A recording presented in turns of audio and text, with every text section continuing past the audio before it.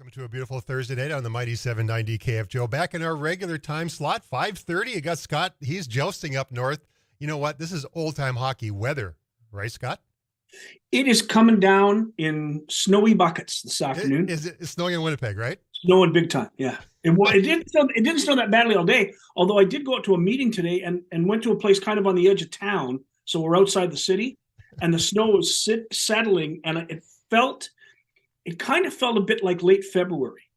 But back by my house, out this door, it was kind of okay all day. The snow sat for a minute and then it melted. But lately it's just been coming down, and I'm ready for Jets opening night tomorrow night. And I was just going to say, Winnipeg Jets opening night, Minnesota Wild this evening.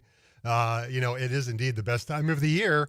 College hockey's underway. Drive up and back and forth a lot for those UND hockey games in my new role as the color analyst for UND hockey. So I got a little bit of driving to do. I hope it doesn't get snowy too soon. But you know what, Scott? Quite often we talk about the shows this week. We talk about what shows next week, which we're going to tease here very shortly.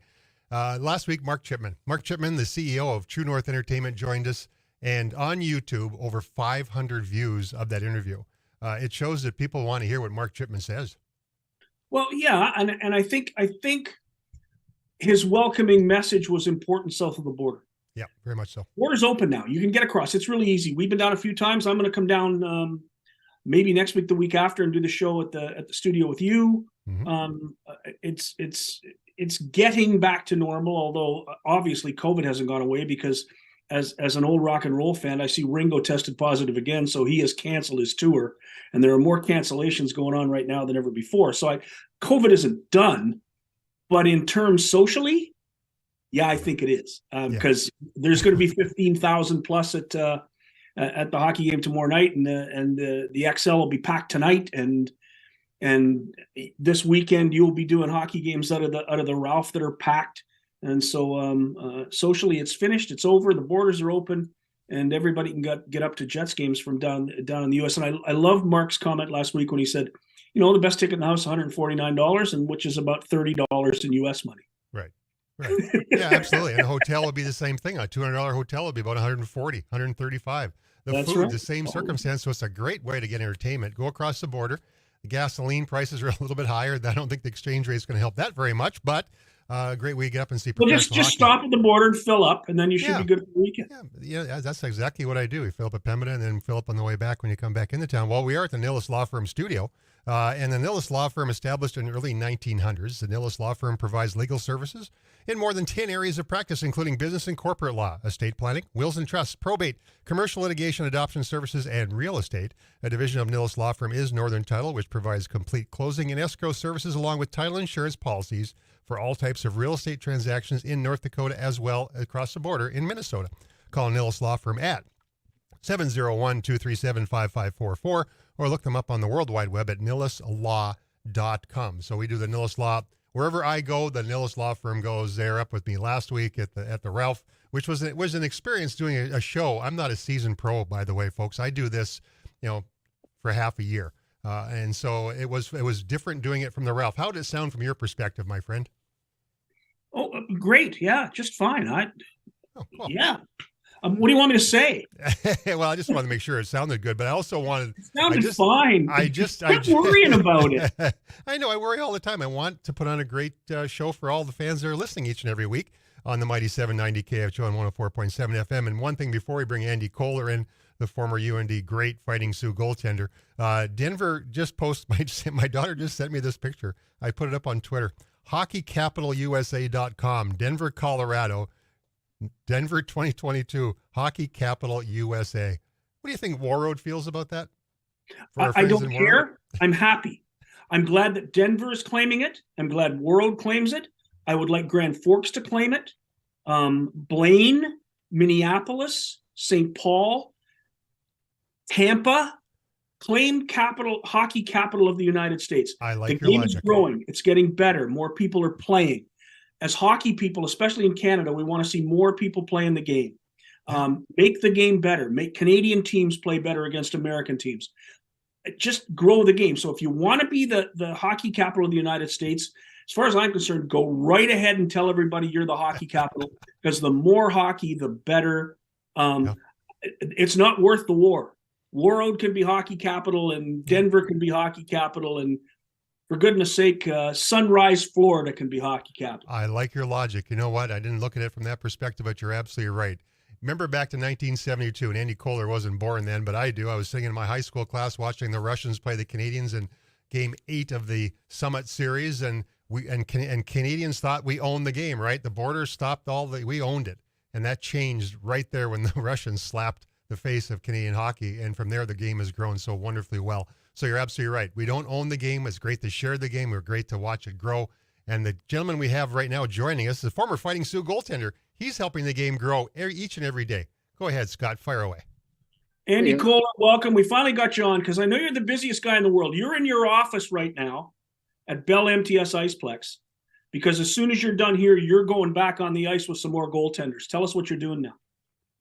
Well, I'm at the Ice Lab. It's a goalie training facility in the Iceplex. It's one of the I always say 5 rinks here. It's a mini rink, but we're designed to train goalies one-on-one and any age level, any skill level. It's a super fun job for me because I love what I do and I get to work with every aspect, every style of goalie, and it's super fun giving back to what I've done my whole life, and it's just fun to do. For those who don't know, and I'm sure old time Fighting Sioux fans know, but for the younger crowd, tell us your background, your history. Who's Andy Kollar? Okay, well, how much time do we have here? No. But you have to go back on the ice. Yeah, I do. But you know what? Born and raised in Winnipeg here. Played my minor hockey here. When I started getting a little bit more older, I played high school one year here, and it was just kind of a newer thing here, and it was a good stepping stone for me to build and get better, and it did a lot of things to get my name out there because we had a really good team. And then played a little MJ hockey here, played a year for the St. James Canadians. We had a good year here, and after that, during that phase, I just want to point out there's a lot of Western Hockey League talk at the younger ages here, and that's kind of all I knew. And then when I got a little bit older, there was mention of the USHL and the North American Hockey League and college hockey, and it was something that wasn't kind of on the radar. So, you know, as a young kid, you always want to be a Western Hockey League player. So it was nice to that's one of the things I want to kind of let kids know, that there are other options out there just in case. And both leagues are amazing. I have nothing but great things to say about both, but knowing what your options are. So sidetrack there. But played a little MJ, USHL for the Fargo Ice Sharks. Got the great opportunity to go to University of North Dakota, play for the Sioux for 4 years. I actually had 5 because I redshirted my first year. I'd like to say it's because of an injury, but it was more I had to figure out how to get used to the school and pace of play kind of thing, and then figure out how to get back into school. So it helped me out a lot. So, and I did a little bit of hockey after that, tried to play hockey down south, and came back to Winnipeg here. And now lucky enough to work in the hockey industry again and really give back the passion, what I love, and give it to the kids as well. You know, Andy, one thing that Scott and I, the joy of what we get to do is share opportunities that are outside the thought process of where can I go to play hockey. Pilot Mountain Hockey Academy is a sponsor of our show. Great opportunity for youngsters to get into a position where they can play 60 or 70 games a year and grow their game and get great coaching. The same thing with the USHL, and MJHL. We have 32 Americans now playing in the Manitoba Junior Hockey League, which is pretty spectacular when you think of it, and more to come probably. So thinking outside the box, you thought outside the box to go to Fargo to play for the Ice Sharks back in that year. By the way, the snowiest year in the history of Fargo-Moorhead with 125 inches of snow, I think it was. You probably did a lot of sandbagging that particular year. Fargo almost sank. Grand Forks unfortunately did. But talk about that USHL experience, and you had not even heard about the USHL. Here you are living in Fargo, North Dakota. Yeah, definitely. Like I said, it was knowing what I know now. Going back then, I was pretty naive. I wasn't too familiar with it, and I was in for a shock. I think our first game was in Green Bay, and there was probably 4,000 fans yelling, and I was like, what did I get myself into? I'm not ready for this. But and nothing, it wasn't a knock against the MJ, but the fan base was a little bit different in the USHL, and I thought it was a joke, to be honest, but it wasn't. The league is very experienced and very high skilled, and it's it's something that I promote a lot to the kids at a young age, is to know, do your research, do your homework, and really know what options you have or what you want to do. So, because everybody has a different developmental range and style. Like kids develop later, some develop earlier, and you get noticed earlier, and a lot of things fall on your plate and a lot of things don't. So knowing what your options are is such an important part of knowing what you're training for. You put so much effort into the training, you should know what you're training for. So, and that year in Fargo, I was in a town called Forest, which was a suburb, not even a suburb. It was a little bit outside the city at that time, and I couldn't get in. We were stuck out there quite a bit, so it was an interesting year with that snowfall. But played at the old tank, and it was, whenever we can get there, we stayed there quite a bit. I want to take a bit of a turn, because when I interview goaltenders, and I interview a lot of them, and yesterday I interviewed 2 young kids who are goalies at the rink, and the question I always ask is, when did you become a goalie? Because most kids learn to skate and then they play defense or forward in their first couple of years in Timbits or whatever. And at some point you decide you're going to be a goaltender. When did that come for you? For me? Yeah. I was thrown in the net when I was 5. I got a picture in my office of me from 1983. I think I was 6 years old, and I'm wearing ringette equipment, I think, or backcatcher equipment. I don't know what I'm wearing in there, but I always joke because I can't skate in forward skates. I've always been in goalie skates, so it's kind of like a long running joke. But one of the things I've seen over the years is kids that switch, which they think they're far behind at 10 years old or 11 years old, they adapt and pick it up a lot quicker because they have the skating ability from being a forward and being on the ice a lot in different angles. So their balance points and their strength and skating is so much different, and they pick it up a lot easier instead of throwing it in there. So I like when kids, and I think the Scandinavian Blazer was a good coach that just said, stop the puck. So you didn't know what drills we were doing. We didn't have a goalie coach. We were doing everything he was doing. We had the Burgraph there. We were dancing around the ice with our equipment on. It was a little bit harder, but like it was, with Blaze, he just wanted us to compete and stop pucks and bring your lunch pail every day. So like our practices were intense, and we had to figure out things on our own when we had our own time to kind of create our own plans. Carl and I, when we were there. So I think that's why we're so close now to this day, because we spent a lot of time together. Not only there, but also with the FM Ice Sharks of the USHL during that lovely winter of. We scored our first goal. They would toss a bunch of. I don't think you're allowed to do it nowadays, but toss a lot of these dead gophers that they've been saving onto the ice. And one of the best things was some guy created a contraption that had a little parachute and dropped down, and the thing started running around. I thought it was the coolest thing ever. But the Gopher Sioux series, you know what? It's such a heated and such an intense rivalry. I know it got taken away there for a while, but my biggest memory was probably my last game I played for the Sioux. I think it was my first game I ever started at Mariucci. And we lost to the Gophers in overtime. I think it might have been overtime. But it was probably one of my better games I played. But the chance to play in that arena, it took me a long time to get there. But just to be a part of that series, like I've been put in when, unfortunately, Carl didn't have a solid game didn't happen too often. But there was one against here in Grand Forks there. But it's fun to be a part of that and to know the hatred. I'm going to ask Travis a question in the middle of this.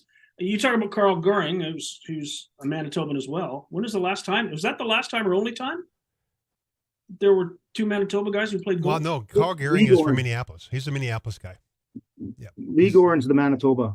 Lee Gorin. Lee Gorin, My mistake. yeah. Lego's the forward. Andy's the national champion, as Carl was between the pipes when they won that national championship game. Correct. So that is correct. Yeah. Lego's actually from Transcona, where I grew up, that suburb that your daughter made that joke about, what we won't get into on this radio show. You're listening to Game on Hockey, by the way, which is every Thursday on the Mighty 790 KFGO and 104.7 FM. Carl, we get to have so much fun each and every week. Last week, great show. And next week, we're going to tease a really good show next week, because this is going to be something off the charts for women's hockey in this world as well. But okay, you're a goaltender down here, Fargo, North Dakota, Grand Forks, wherever this signal goes, all over the place, obviously, because of YouTube Live.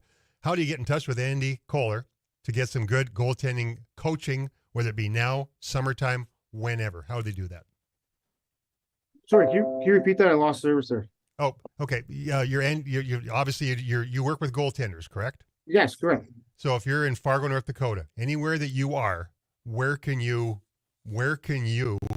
how can they get in touch with you to get the help, whether it's summertime, spring, fall, whatever? How do they get in touch with Andy Kollar, goalie expert? You know what? I'm almost every day in the ice lab up here in Winnipeg, and then when I do get out of here, I try to bring my skates with me. But like you can always reach me at akollar@tnse.com or look at the ice lab on the Iceplex website with the goalies. And I love what I do. So if you're ever up in this area, and there is kids that travel from all over the province and from Minnesota, North Dakota that come up here. So it was a little bit tougher there for a few years there with the border and the COVID kind of thing, but now we're back to pretty much normal. So it's really fun seeing new kids come up here and giving them some little detailed little tidbits that they can bring back with them. So if they ever get a chance to go to the Iceplex website or Ice Lab or akollar@tnse.com, tnse.com.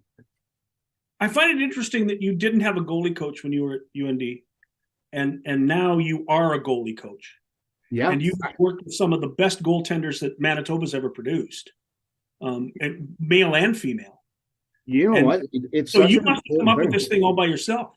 Yeah, like I felt like at the time I didn't know how important it was, and it's not always just skill set. Like the mindset stuff, the mental stuff that I went through as a goalie, nobody talks about that kind of stuff. And it's sad to say, there's some dark, depressive stages in there because you're on your own island, you're all by yourself. So if I could give feedback on how to help the kids, like not even skill set, mindset on like how to be more positive in the net and know the importance of being positive and knowing your role, what to do in there when things happen, how to get out of that place.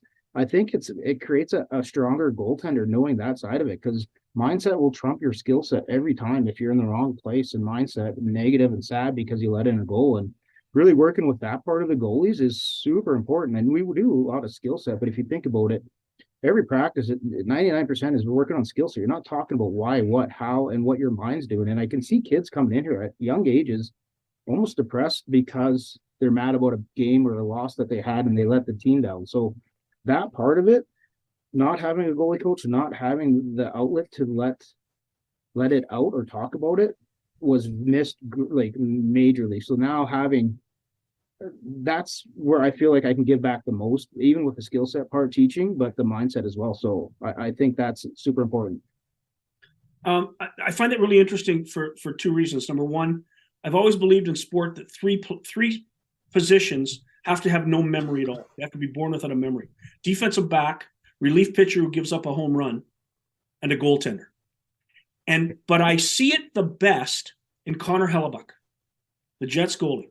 He'll have a night where he doesn't look particularly good, and we'll go down to the locker room, and some guy will ask him the question, well, were you unhappy with your performance tonight? And his response is always, no, I thought I played great tonight. I made a couple of great saves on this guy. No, I was really together tonight. I thought I played really well. And at first you kind of go, he's not aware of what's going on. And then you realize he's completely aware because he's completely forgotten all the bad things that happened. 100%. I couldn't agree more. And to the average fan will listen to the interview and think he's just like a bad athlete or like not caring about anything about what just happened. But he's worked on, I don't know him that well, but at all, but like he's worked on how to diffuse that situation and get past it. Like he doesn't have a time machine. You can't go back. You can't change the past. You can think about it, give it 5 minutes at most, and then get over it and move on, because all the training you've done is there.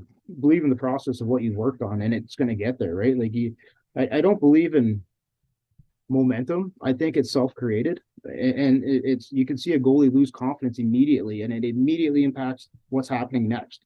And you can see goalies that can let in a bad goal and move on for it and not affect a game. Like I probably have one of the worst goals let in UND history, and I couldn't get back from it at the moment. And I had to get out of the game, and you never should leave a game, but I couldn't mentally do it because I didn't have training to do that. Right. And social media reminds people more today. I'm glad it wasn't part of the game I was part of, because it would have been a lot of reminders of a lot of things that we all did wrong. Andy, thanks so much for joining Scott and myself on the show. Great insight into the goaltender world. Anybody wants to get a hold of Andy Kollar, you can come through us, come through our website. We'll direct you. Top-notch goaltending coaching right here in the Red River Valley. A snowy Red River Valley where you are, but it'll be snowy everywhere pretty soon. And Sioux Gophers next weekend. Have a blast getting a chance to watch it. Hope you do.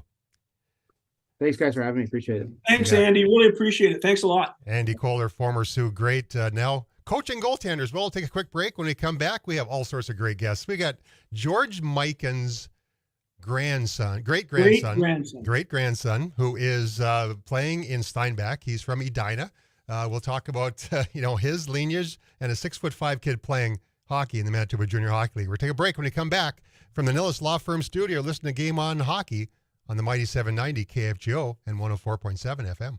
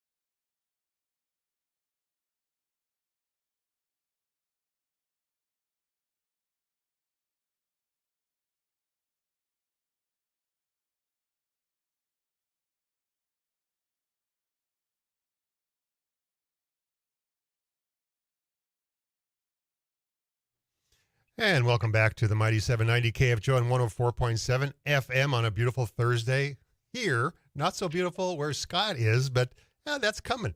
But I also want to make a note, too. All those folks out there working in the fields, please be safe. I know right now the winds are 45-mile sustained winds in Bismarck. So those guys out there working, be careful because winds are buffeting things around a little bit scary out there.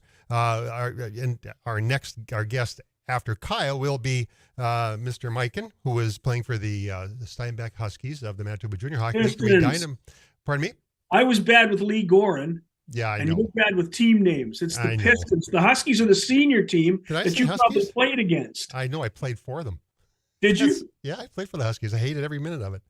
Yeah, I was so the game had gone past me. I didn't. Anyway, that's the senior hockey league. The Pistons of the Manitoba Junior Hockey League. We'll be talking to him and get his perspective on a kid from Edina, Minnesota, living in Steinbach, Manitoba in the wintertime, and it's snowing there now, which is not in Edina. So we're going to get a real good perspective from him and the MJ and how that's treating him. And with that, I'll pitch it to Scott. You got a little message to share. Well, I do, because Jarrell's Hockey World has been in business for 50 years. 50 years. And they're the 2021 U.S. Bauer Retailer of the Year, and they're right here in our backyard. You have access to experts who will outfit you in what you need to succeed on the ice, because hockey is what they do. As a Bauer Game Fit dealer, it allows Jarrell's to scan your head, feet, and shooting style to ensure the best performance. Wherever you're hearing this message, remember that Jarrell's has a good stock of CCM and Warrior sticks, bags, and equipment, plus True skates and sticks. True, right here in Winnipeg. And introducing new for this season, goalie equipment sticks, including Vaughn goal equipment that can be ordered in custom colors. And Jarrell's has Winwell off-ice training items as well. And don't forget, Jarrell's has the best in referee jerseys and gear, as well as figure skating equipment. Jarrell's Hockey World has it all, and the service department will ensure that your gear is tuned up and ready to go. Jarrell's Hockey World, 1004 South Washington Street in Grand Forks. Call 701-775-0553 and at them at Jarrell's Hockey World. And it's a busy weekend in Grand Forks. Quinnipiac in town. Brad Schlossman, our good friend, picked Quinnipiac to be the #1 team in the country at this point. So we will find out this weekend, if UND has grown a little bit from that tough weekend last weekend against Holy Cross. And we'll see how they compete against what many are thinking is the #1 team. So with that, we have Coach Kyle. Go ahead, Scott. Fire away. Kyle Nixon, we haven't talked in about 8 or 10 months. It's been a while. How is your team? How was life out on the farm? And tell us how things have been going for you. Yeah, it's been a busy start to the year. You come out of summer holidays for kids and teachers and coaches. The ice starts to freeze and kids start to skate. You kind of go on 100 miles an hour. We've been on the ice every day since the September long weekend. So it's been real busy. Kids kind of had Canadian Thanksgiving last weekend off, which I think was good for them. So we're kind of getting right into the heart of the CSSHL schedule and some of our exhibition tournaments coming up in the next month or two. How's your team? Tell us about them. Yeah, we put a lot of effort in recruiting. Not that we didn't last year. It was definitely a challenge for everybody everywhere dealing with COVID. And one of the things that was tough was recruiting when kids didn't really play hockey for the last year. So this summer was a new experience for me personally, talking to parents, getting a chance to see kids skate through their spring seasons. And I think we put together a more competitive team. It's still a work in progress for sure. When kids come here from all over the place, a big part of it is just developing relationships and understanding who each other are and becoming sort of that family atmosphere. So as much as hockey is a big part of it, a lot of it is just guys getting comfortable around each other. You talk about the opportunity, the experiences. When you talk about the regular season, how many games will your team play this year? Including our exhibition games and tournaments we go to outside of the CSSHL, we should get close to 60 games in between September and then we're done in March before the spring break for the school year. So it's a busy season. It's all weekends. So we take our trips and it's 3 games in 3 days, usually as a minimum. And some of the showcases and tournaments we go into, we could be playing 5 games in 4 days or 4 games in 3 days. So it loads up. We practice during the week and then we play on weekends. So it's a busy winter for sure. That's a question I have to ask you. When I played minor hockey, we would play 3, 4, even 5 games in a weekend tournament. Your team play 3, 4, 5 games in a weekend tournament. I know when you were growing up, the same thing for you. And now everybody has this big concern in the National Hockey League about, back-to-back games. Can't play back-to-back games. You're too tired. And I always thought, you're talking about hockey players, and hockey players have spent their lives playing 3, 4, and 5 games on a weekend. How does your team hold up over a long weekend of hockey? Yeah, that's a good question. I don't know if I'm ready to compare my 13 and 14-year-old hockey players to what people in the NHL go through. So I think It's still mentally tough. You must agree. Yeah, for sure. To play as well on Sunday as you did on Friday. Yeah, 100%. It definitely is. I think that's a part of the experience for kids, though, too. It's always fun when we get on the road the first day. It's exciting going to a new city. Some kids haven't traveled outside of Manitoba. A lot of our team this year is Manitoba based, and we went to Calgary the weekend before Thanksgiving, and a lot of kids, it's the first time they've even been to that city. So there's always a lot of excitement. And for the first game, once you get a chance to play, it's easy to get up for it. And by the time Sunday rolls around and you've been in a hotel for a couple of nights and the game gets physical and all of those things, it's a different grind for sure. But I think that's a good experience for them, what they need to do off the ice in terms of their nutrition and getting sleep and those types of things. It's all a part of it. So it's good life experience for these kids at this age. Kyle Nixon, U15 coach, Pilot Mountain Hockey Academy. How do they get more? How do parents or players, if they're interested in finding out more, how do they find out more about Pilot Mountain? Yeah, the biggest thing is, well, for me, we try to reach out to as many players as possible, just sending initial emails out to contact lists that we have. So we try to reach out first, and a lot of that happens in the springtime. But throughout the year, we have a pretty strong social media presence, like a lot of programs do, run Instagram and Twitter. You can find our webpage has a lot of information connected to the CSSHL site. The CSSHL does a really good job of promoting their content and their programs as well too. So if you just Google Pilot Mountain Hockey Academy, you'll find a million different ways to see what's going on this year and how to contact the academy. And just if you fire an email to me specifically or to some of the executive, that's the easiest way to get information, and we'll provide that to parents, kids, whoever's looking for answers to questions.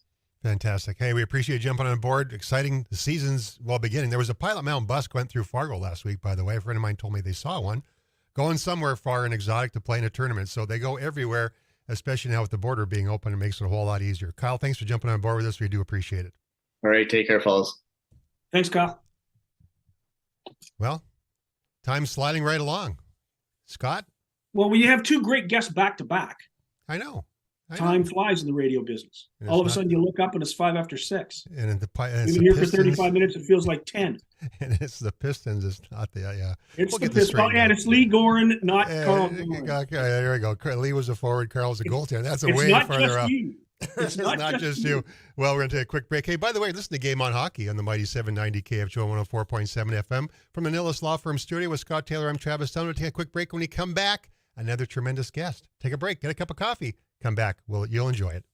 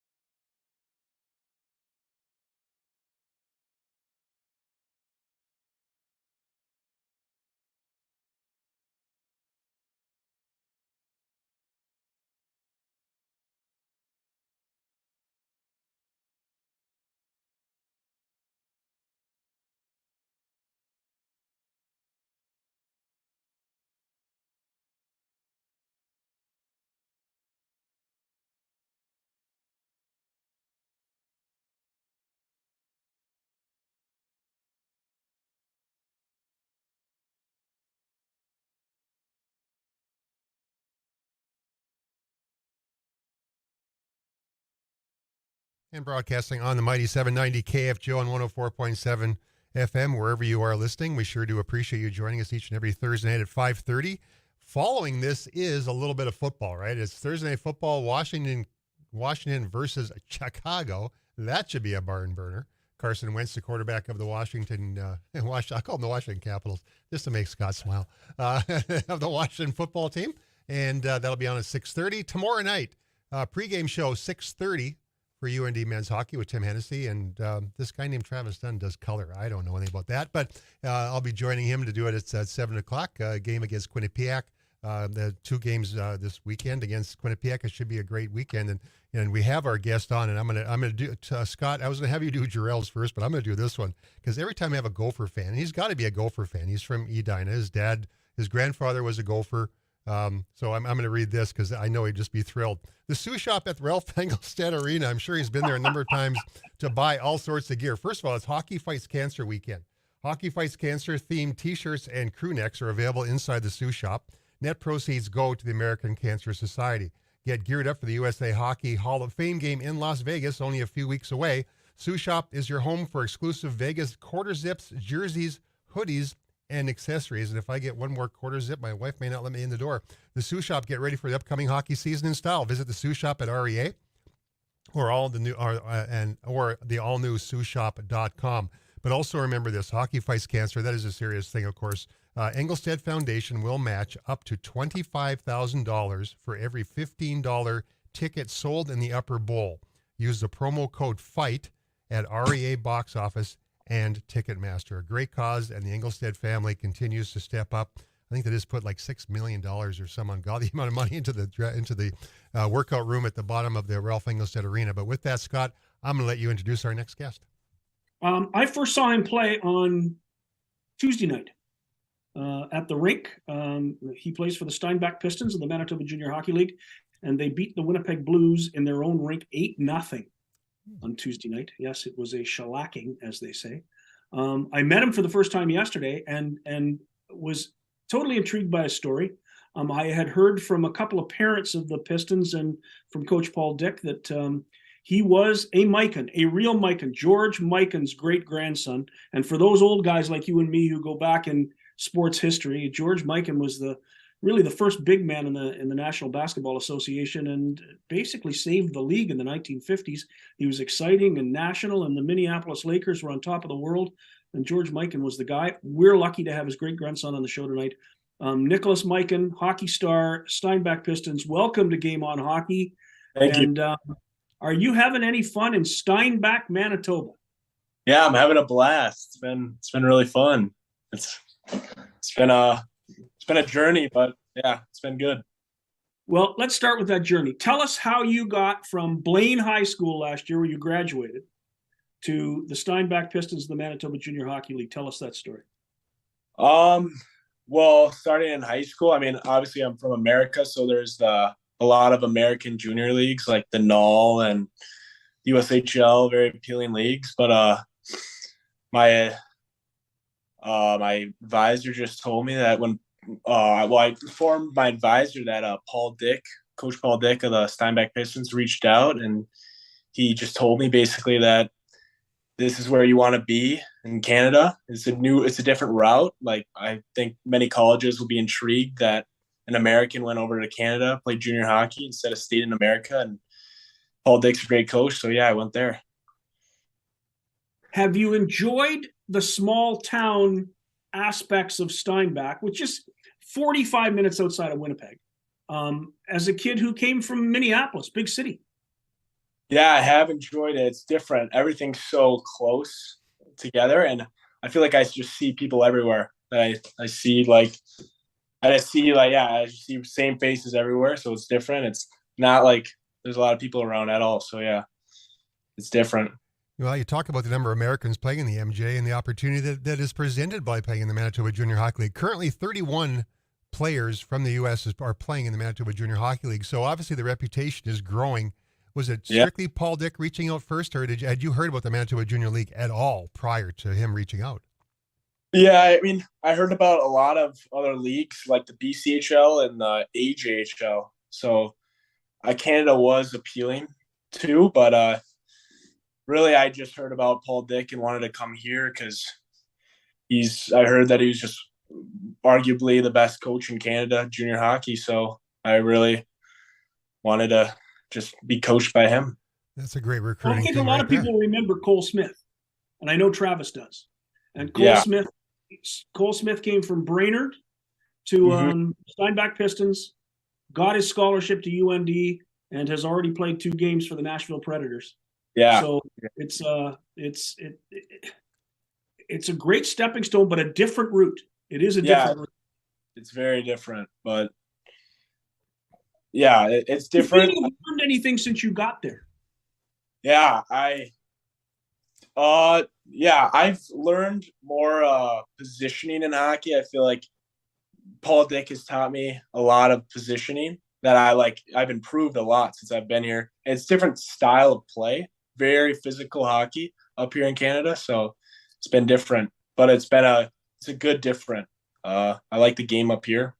Talk about your physical size. I read you're 6'5". Is that correct? Yeah, I'm 6'5". 200 and something. How much? What do you weigh at this point? I'm weighing at a little above 200 pounds. So okay. The ultimate goal is to get to what? 220, 230? The goal is to be 230, but I'm still growing, so I don't know if you're still growing. Good gracious. Yeah, I'm still growing, so well, I don't know what weight I'll need to be at. If I'm like 6'7", I maybe 240, 250. So okay. Well, and there's going to be some. Yeah, go ahead, Scott. When I watched the other night, you didn't strike me as a power forward. You strike me as a skill forward, and I find that interesting. That by the time you finish in Steinbach next year, or the year after, you could be 6'7", 240, and a skill forward. That's interesting to me. Yeah. I mean, against the Blues, so we won 8-0, and I felt like I couldn't really show more of my power forward side because we had the puck on our stick multiple, the puck on our sticks like the whole game because it was a big, blew them out. So I didn't really get to check anyone or go forward check. I mean, we ended up having the puck the whole time. So, but that's why. I'll have to see you play OCN, and then we'll see how that went. Okay, so the obvious comparison. You're going to be a 6'7", 240 pounder. Did anybody ever say, "Gee, your lineage, you should be playing basketball"? Your great grandfather was pretty doggone good. Did that ever come up? Yeah, that did throughout my entire life. Actually, I don't play basketball, but my dad really wanted me to be a basketball player, but I just wasn't really at all any good. So I just stuck with hockey the whole time. Who introduced you to the game? What was the first time you put on those blades?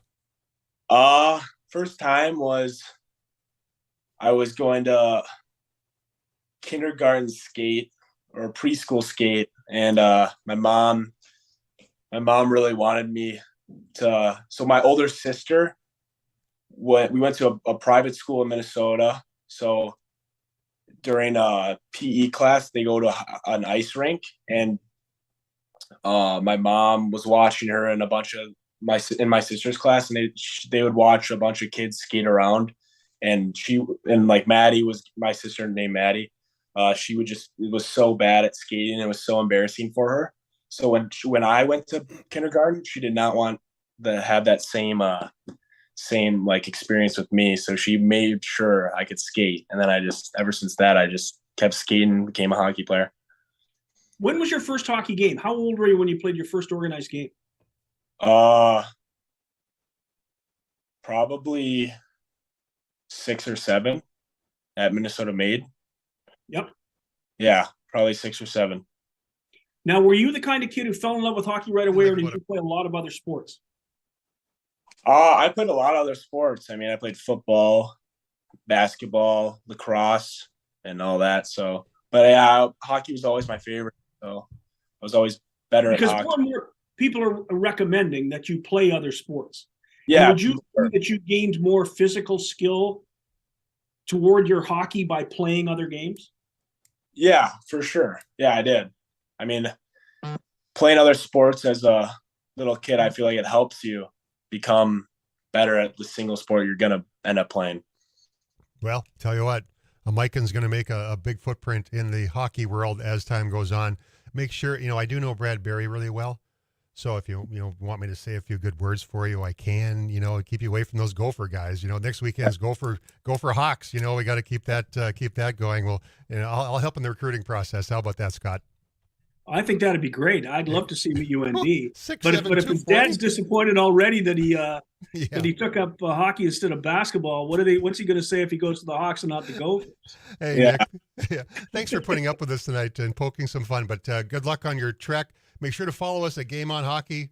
You can follow the updates all hockey season long. Scott and I have some pretty good guests, and you're at the top of the list right now as well. We'll look forward to watching you grow into this body of yours and grow into your hockey career. Thanks for joining us on a beautiful Thursday night. Thank you for having me. You got it. Thanks, Nick. Appreciate it. Oh, Scott, to tell you what, the fun of doing this show is getting to meet some really, really interesting people, and he's up there. This guy, 6'7", 240 when he's finished.